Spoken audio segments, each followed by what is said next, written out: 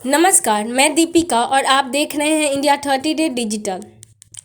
यह अद्भुत प्रश्न गढ़े जा रहे हैं कि राजपूत वीर थे तो हार क्यों जाते थे।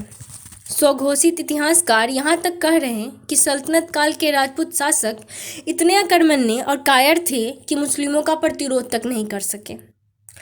सोचती हूँ, क्या यह देश सचमुच इतना कृतघ्न है कि राजपूतों को कायर कह दे। सन 726 ईस्वी से 1857 ईस्वी तक सैकड़ों नहीं हजारों बार सामने हार देखने के बाद भी लाखों की संख्या में मैदान में उतरकर शीश चढ़ाने वाले राजपूतों पर यदि हम प्रश्न खड़ा करें तो हमें स्वयं सोचना होगा कि हम कितने नीचे गिर चुके हैं।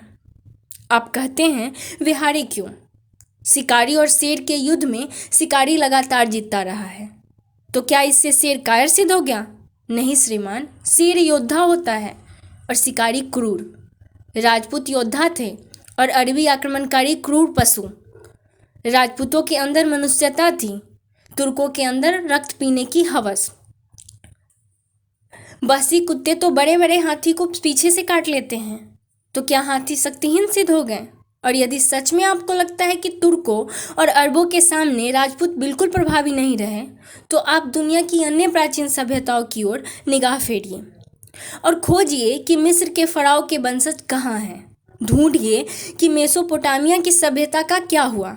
पता लगाइए कि ईरान के सूर्य पूजक आर्य अब क्या कर रहे हैं। श्रीमान, मुसलमान इस्लाम का झंडा लेकर अरब और तुर्क जहाँ भी गए वहाँ की सभ्यता को चबा गए।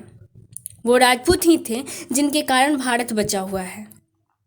उन्होंने अपने सरों से तौलकर इस मिट्टी को खरीदा नहीं होता तो आप अपने घर में बैठकर बुद्धिजीविता नहीं बघाड़ते, बल्कि दाढ़ी बढ़ाकर यह तय कर रहे होते कि शौहर का अपनी बीवी को कितने कोड़े मारना जायज है। आज एक अदना सा पाकिस्तान जब आपके सैनिकों का सर काटता है तो आप बौखलाकर घर में बैठे बैठे उसको गाली देते हैं और अपनी सरकार को कोसते रह जाते हैं।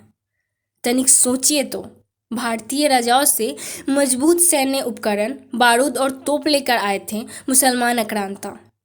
अपेक्षाकृत अधिक मजबूत और तेज घोड़े के साथ ध्वस्त कर देने का इरादा लेकर आने वाले के सामने वे सैकड़ों बार गए और शीश कटने तक लड़ते रहे।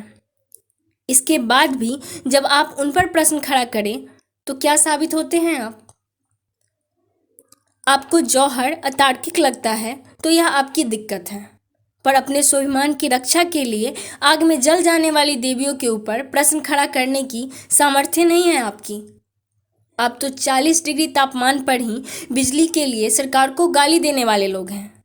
जलती आग में कूद जाने के लिए मर्द का नहीं, स्त्री का कलेजा चाहिए, और हार दिखा रहे युद्ध में भी कूद कर शीश कटा देने के लिए राजपूत का कलेजा।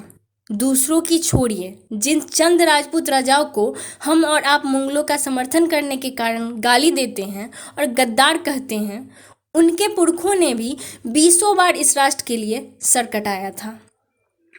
आज भी किसी राजपूत के खानदान का पता कीजिए, मात्र 3 से 4 पीढ़ी पहले ही उसके घर में कोई न कोई बलिदानी मिल जाएगा। घर में बैठ के तो किसी पर भी उंगली उठाई जा सकती है, पर राजपूत होना इस दुनिया का सबसे कठिन काम है। कलेजे के खून से आसमान का अभिषेक करने का नाम है राजपूत। तोप के गोले को अपनी छाती से रोकने के साहस का नाम है राजपूत। आप जिस स्थान पर रहते हैं, पता कीजिए उस जगह के लिए 150 राजपूतों ने अपना शीश कटाया ही होगा। इंडिया 30 डे के लिए संपादक बजरंगबली सिंह की रिपोर्ट। नमस्कार।